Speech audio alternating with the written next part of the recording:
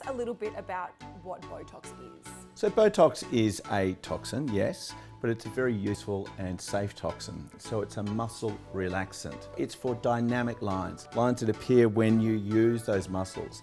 So it's used to soften those lines. I feel like a lot of people maybe are a little bit fearful from those sort of horror stories of seeing The frozen woman. I think in life you only see bad cosmetics.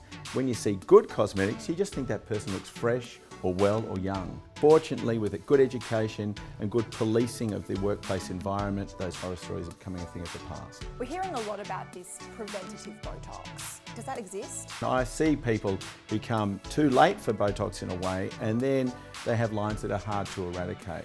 I do feel strongly that you should look age appropriate. You've got to look natural and just fresh and young and youthful for your age. You've got to see a doctor the first time you have any injectables, so you need to come to a reputable clinic, somewhere that your friends who look good have been, because I think they've tested the water for you in a way, and then make a careful, considered plan. And I think if you follow those three idioms, reputable place, work within your budget and a natural look, you can't be disappointed with the treatment that you've had. Ideas like Botox parties are a bad idea. No one has appendicectomy parties or tonsillectomy parties. It shouldn't be something that should be had with a champagne in one hand and Botox in the other sort of thing. You know, this is a medical procedure that should be planned carefully, performed carefully and considered, properly. But a Botox needle is as thin as a strand of hair, so it really is little more than a scratch. The effect takes about 5 to 7 days to kick in, so it's not an instant appearance. And what about some celebrity fans of Botox? A shorter list would be the celebrities that don't use Botox.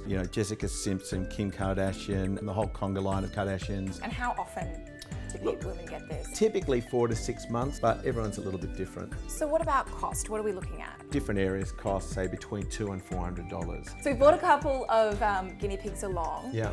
Can we have a little bit of a demonstration? Absolutely. So we're here with Miriam. Miriam is 27. What are we going to do with her? Miriam, as you can see, is a beautiful girl. You can see that she's concerned about the excessive lines across the top of her brow. And give me a frown. Whoa.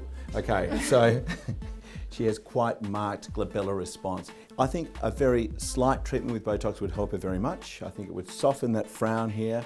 Also be nicer for her husband because she's getting married in October.